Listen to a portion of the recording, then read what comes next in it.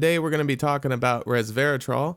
So what is resveratrol? Well, resveratrol is most commonly known for being that special little compound in red wine that causes so much healthy benefits. It's most commonly referred to as an antioxidant. Resveratrol has a number of beneficial effects on our health.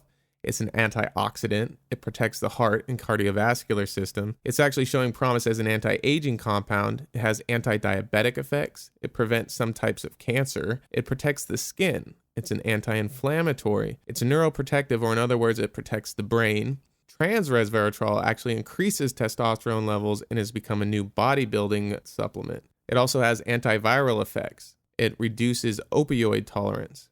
Starting to elaborate on those points, as an antioxidant, your body needs oxygen for your metabolism, but one of the natural byproducts is going to be free radicals. Free radicals can attack your tissue, they can attack your DNA. As we age, more and more DNA damage happens. Your DNA can't replicate itself as well, and there are errors, and these errors manifest themselves as aging, wrinkles.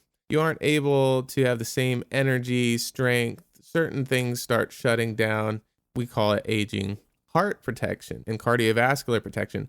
So it increases nitric oxide production. This is a gas that increases the size of your blood vessels. So why is that good? One, it drops your blood pressure. Two, it increases your circulation. It increases the amount of nutrients that get to your body. So this is extremely helpful. In addition to this, resveratrol actually prevents against platelet aggregation. This causes clots. What's wrong with clots? Well, those clots get dislodged and then they can reach the heart and cause a heart attack, or reach the brain and cause a stroke. So we're actually decreasing that with resveratrol.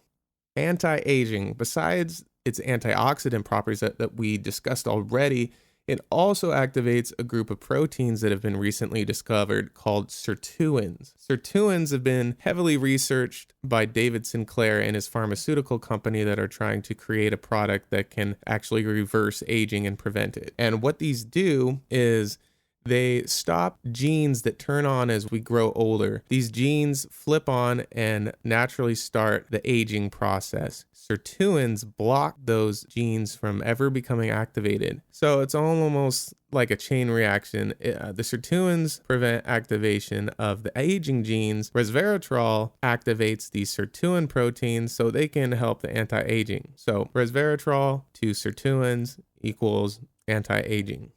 Cancer. Let's take a look at that.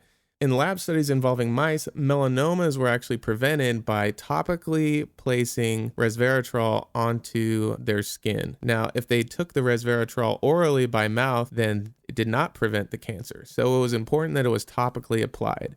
I'm not sure if stomach acid or certain digestive enzymes broke up its active ability to fight cancer, or if it just needed to be in high concentrations in direct contact with the cancer cells themselves. This actually further demonstrated itself with a study with lung cancer. Resveratrol was injected into the peritoneum or body cavity of mice, and that actually prevented lung cancer. However, as in the other study, if it was taken orally, then it did not prevent the lung cancer. Okay, so it's also anti-diabetic. Resveratrol has actually been shown to decrease your blood sugar levels, especially after a meal. In addition to that, it also decreases symptoms that are very common to diabetics, such as polydipsia, which is the feeling of excessive thirst, always thirsty, or polyphagia, which is excessive hunger, always hungry. It also decreases loss of body weight, and it's body weight caused by muscle wasting. Diabetics typically, because of the way that the disease or condition works, your body starts stripping down your muscle in your legs, your arms, and you actually increase your gut size from fat. So this will actually decrease your body's inclination to do this as a diabetic.